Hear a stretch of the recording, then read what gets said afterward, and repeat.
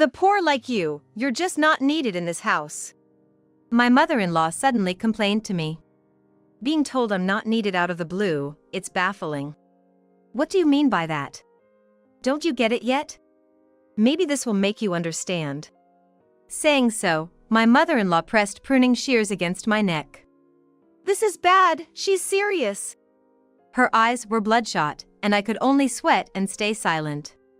You keep messing around with your work-from-home job, but you haven't earned a dime, have you? We can't afford to keep a freeloader around. Just get a divorce and leave.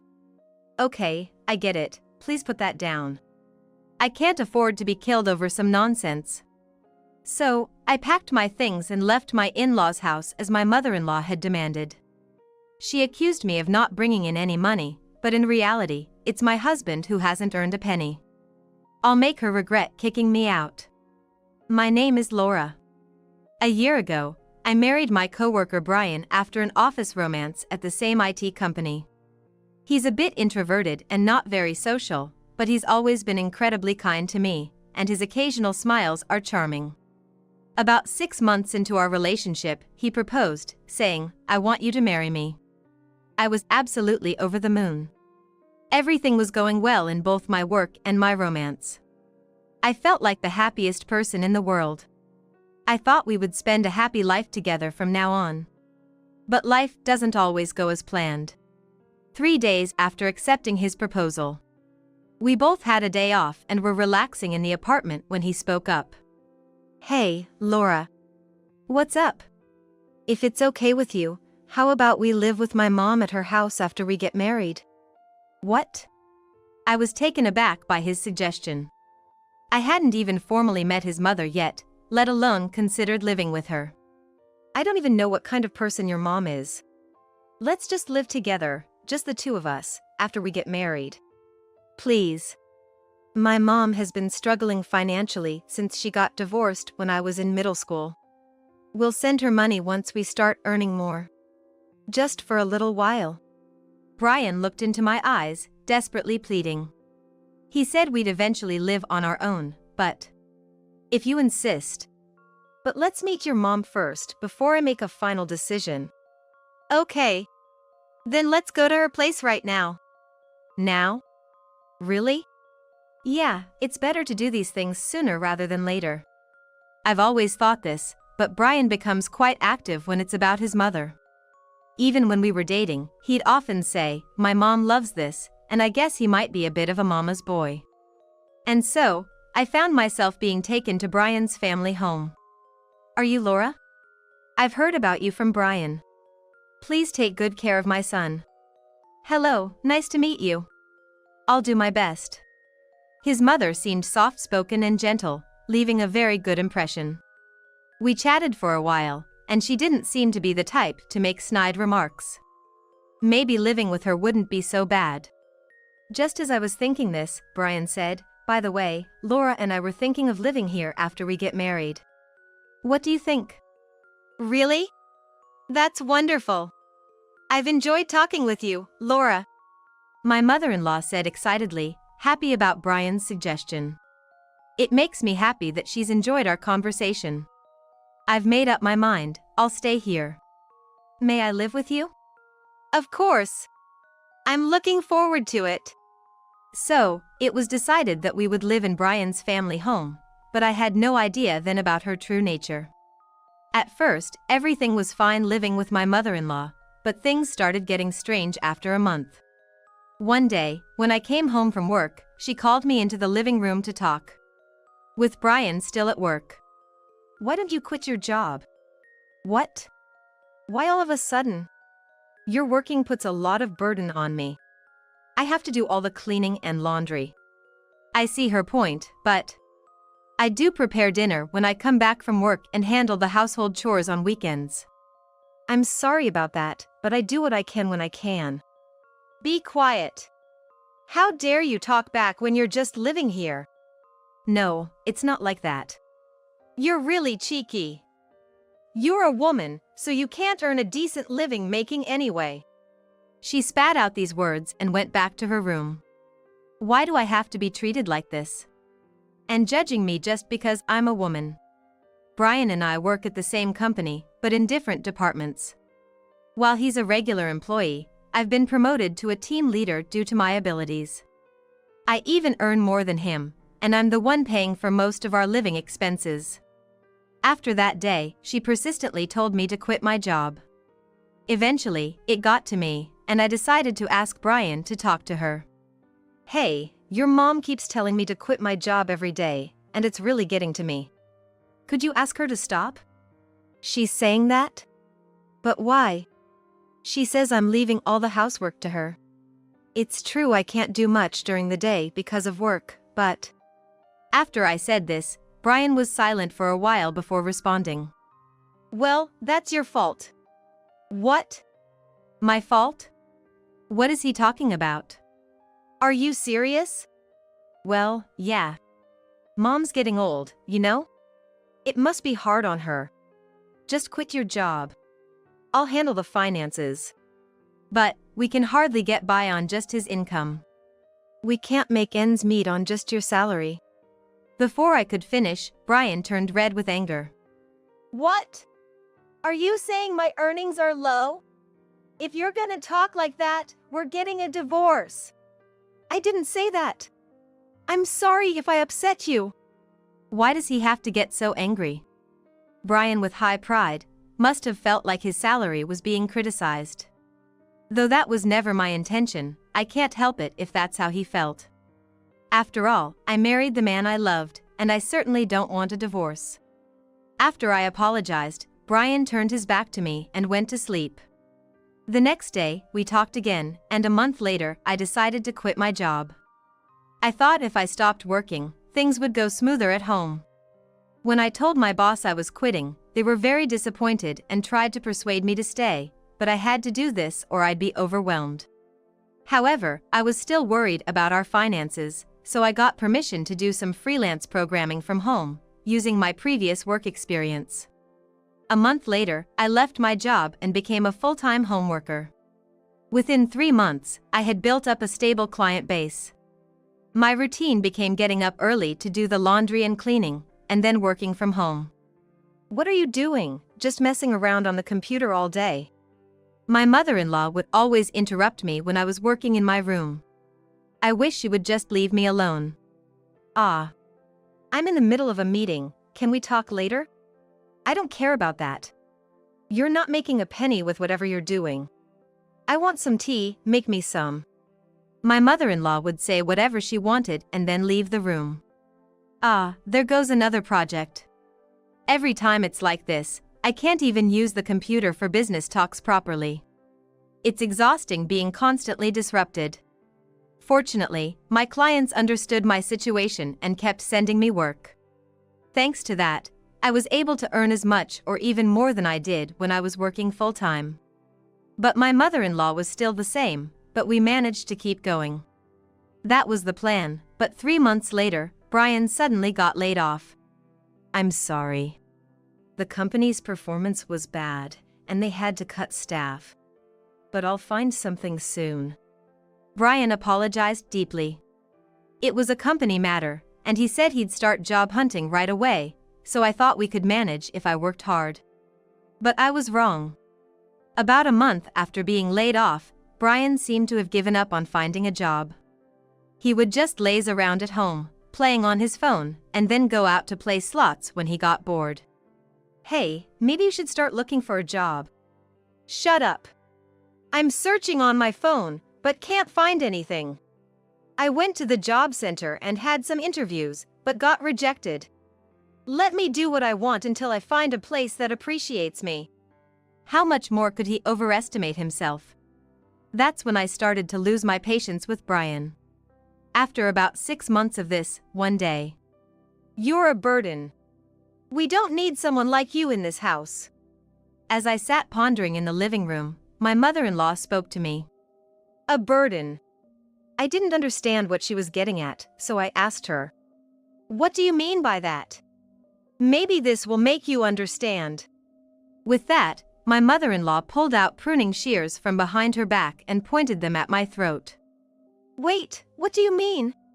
You're just a lazy bum, doing so-called homework and not earning a dime. We can't afford to keep a bum like you in the house. Just get a divorce and leave. This is bad, she's serious. My mother-in-law's eyes were bloodshot, and I could only stay silent while dripping in cold sweat. Saying anything wrong might really get me killed. Okay. I'll leave, just please put down the pruning shears. Humph. Good, you understand. Now, get out. I did as she said, packed my stuff, and left the house that day. She kept saying I wasn't earning anything, but it was Brian, my husband, who hadn't brought in a dime. I swear, she'll regret kicking me out for such a ridiculous reason. Left with nowhere to go, I reluctantly returned to my parents' house. They were shocked by my sudden return, but after I explained everything, they warmly welcomed me back. But seriously, who threatens someone with a knife? Once I was safe at home and started to calm down, my anger towards my mother-in-law grew. I decided to report her to the police for threatening me with a knife. The police said they would go to her house and ask her about it, but then asked, "Can you come to the scene and talk about it?" Go back to that house? No way! I thought she was going to kill me. What if she really does it next time? No joke. I was genuinely terrified for my life. I refused to go back and explained everything to the police over the phone. I see. My apologies. We'll talk to your mother-in-law then. After hanging up, I felt a huge relief from the fear I had felt from her. But the stress of it all made me feel so unwell that I just slept the whole day at my parents'. Ugh, a call? Oh no!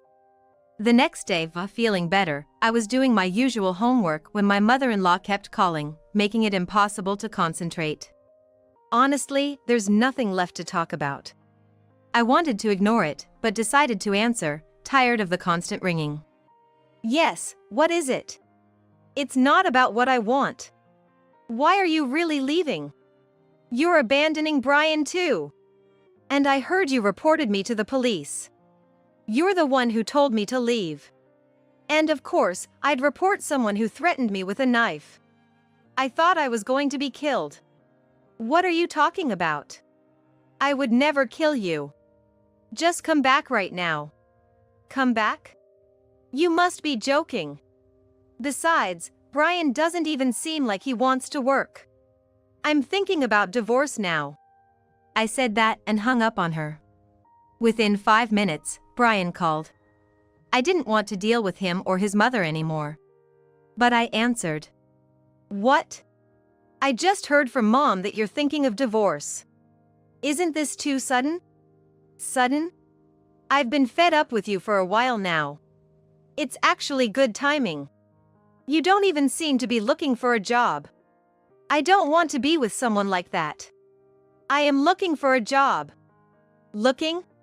Spending your days lounging and going to slots doesn't look like job hunting to me. I was trying to work. What do you know? You don't understand the shock of being laid off. Fine, if that's how it is, let's get a divorce. He hung up abruptly. I didn't want to say those things to my husband. But he wasn't looking for work, didn't care about my issues with his mother, and never showed any sign of helping me. I couldn't stay with someone like that. 2 days later, Brian sent the divorce papers and my belongings left at his house to my parents. Why did I even marry him?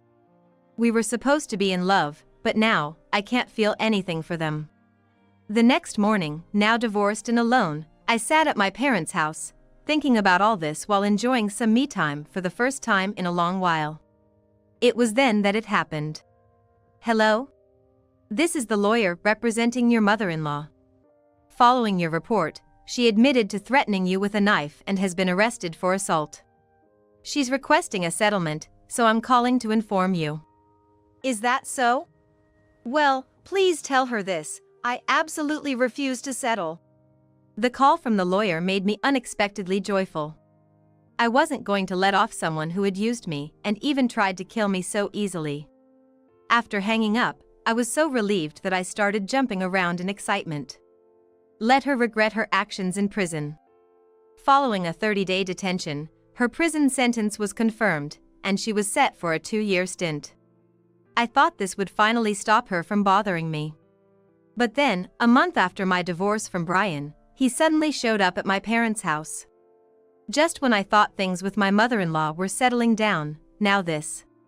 "Hey, long time no see. You been all right?" The doorbell rang, and there was Brian, standing at the front door as if nothing was wrong. What on earth was he thinking, showing up out of the blue? "What do you want, showing up like this? Please leave." At that moment, my parents happened to be out, and I was the only one at home. I was utterly surprised by his sudden visit, but I had no use for him anymore. "I said it in the heat of the moment, but I want you to come back. Please." "What? You think I'd come back now? I have no intention of doing so. Besides, our divorce is already final. You were the one who wanted it." "But, I mean, can't you come back, please?" There was Brian, pleading with me to return, crying. No matter how many times he asked, I just couldn't hear it, and he kept bowing his head. "Ah, come on. Not on the front porch, please." Worried about the neighbors' gaze, I let Brian into the house to hear him out. "So, like I asked before, why are you here, asking me to come back? I have no business with you, and your staying here is just troubling." "Well, actually," Brian began to slowly explain in response to my question. "Since Laura left, I've had no income and can't manage to live. So, I was hoping you'd come back." "That's ridiculous." I slammed the table in anger. "How long are you going to keep up this act? It's your fault for not wanting to work. Are you making a fool of me, who worked hard and managed the house? Stop taking people for granted." He never took my side before, and now, because he doesn't want to work, he comes crawling back to his ex-wife? He's lost his mind. I vented all my pent-up frustrations on him. "I do want to work. And I might be getting a job offer soon." "Really? You expect me to believe that now? Haven't I always told you to work while we were married? And yet, you're still jobless. You probably think that by saying that, I'll come back, right? If you're really about to get a job, show me proof of your interview with that company." Brian fell silent. "See? You're lying about the job offer. You didn't even go for an interview. Just a sneaky person. And remember, your mother threatened me with a knife. I was terrified.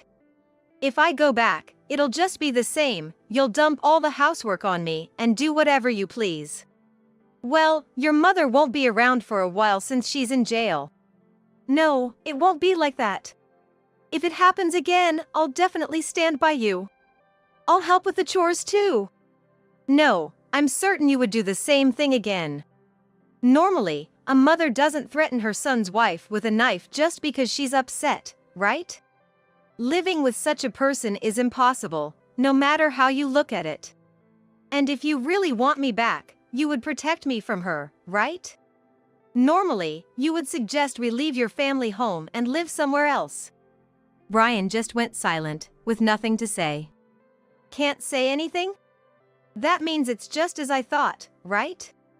Can you please leave now?" Even after being told to leave, Brian didn't move. As I watched him, my anger started to rise again. "Get out of my house now!" Startled by my loud voice, my ex-husband Brian hurriedly left my parents' house. Though he quietly went home that day, he began to show up at my parents' house almost every week, begging for me to come back. Regardless of whether my parents were home or not. My parents also thought his behavior was abnormal. "Hey, come back home, will you?" I heard Brian shouting from the front porch one day. "He's back again. It's a nuisance to the neighborhood, and I wish he would just give up. No matter how many times he comes, the result will be the same, I'm not going back. It's clear he doesn't want to work and is just after my earnings." "You say that, but you're just after my money, aren't you? I don't want to see you anymore, so don't come here. If you come again, I'll call the police, seriously. I threatened to call the police to send him away, but staying at my parents' house made me feel he might never stop coming. However, Brian didn't come to the house for a while after that. He finally seemed to have given up. I was on the verge of hitting him, he was like a stalker. That's how angry I was. But then, a month later, I received a call from Brian. Are you really not going to come back? How many times do I have to say it? You're being annoying. Fine. Then I'll kill you, and then myself. What? Why should I be killed by you? I haven't done anything wrong. Enough with this nonsense. Finally, I couldn't hold back my emotions any longer. Why should I be killed by someone like you? If you're going to threaten me, then come on. I'm not afraid. Can a coward who relies on a woman's earnings really kill someone? Try it if you can. No, I wasn't serious. Not serious? Then don't say such things in the first place. If you want to die that badly, do it alone. Don't drag me into it. I ranted at him over the phone. Okay, I won't say it again. It's too late now. I'm going to report to the police that you threatened to kill me. Just so you know, I've been recording all your calls because of your persistent harassment. I said and hung up the phone. I took the recorded audio to the police and reported the threat I received from Brian. My ex-husband threatened to kill me. Really? And where might your ex-husband be now? I think he's at his house. Even after the divorce, he's been showing up at my house every week. I've told him I don't need him anymore and to stop coming. Then today, he called and threatened to kill me when I refused to reconcile. If his statement matches yours, we might arrest him. Is that okay? Hearing the word arrest from the police, I couldn't help but smile. Yes. I'd prefer that. He's been acting like a stalker, and I want him arrested immediately. I left the police station after that. That night, I got a call from the police saying they had arrested Brian. What happened? Your ex-husband admitted that he did threaten to kill you and himself. Although he hasn't harmed you, considering your fear, we arrested him for threatening. Finally, no more harassment from Brian and his mother. I was so relieved that I cheered right there. Really? Thank you. Now I can finally relax. After telling the police that, I hung up. I'm glad I stood my ground against my ex-husband and his mother. What would have happened if I had returned to that house? To people who can easily threaten others with a knife or death? Both of them being arrested was a huge relief. Honestly, I thought, serves them right. If Brian is charged with threats, he might get a 2-year sentence. Let them regret their actions in prison. After Brian was charged and sentenced, I finally felt free from them. But I worried they might seek revenge after being released. So, I discussed moving with my parents. Hey, they're in prison now, but I'm scared of what will happen when they get out. Should we move? They might harm not just me, but you too. It's sad to leave this house, but considering that man threatened Laura with a knife so casually. All right, our lives are more important. Let's move. My father said, deciding to move. So, 2 months later, we moved to an apartment. Of course, we didn't tell my ex-husband Brian or his mother about the move, so even if they got out, they couldn't bother us. 2 years later, their sentences ended and they were released. So far, they haven't shown up where I currently live. I've blocked their calls and changed my email address, so there's no way for them to contact me. During the time Brian was in prison, about a year after his incarceration, I remarried someone I met through work. He's 2 years older than me, hardworking, kind, and so capable, I feel unworthy. I truly hope to spend a long, happy life together with him, working side by side.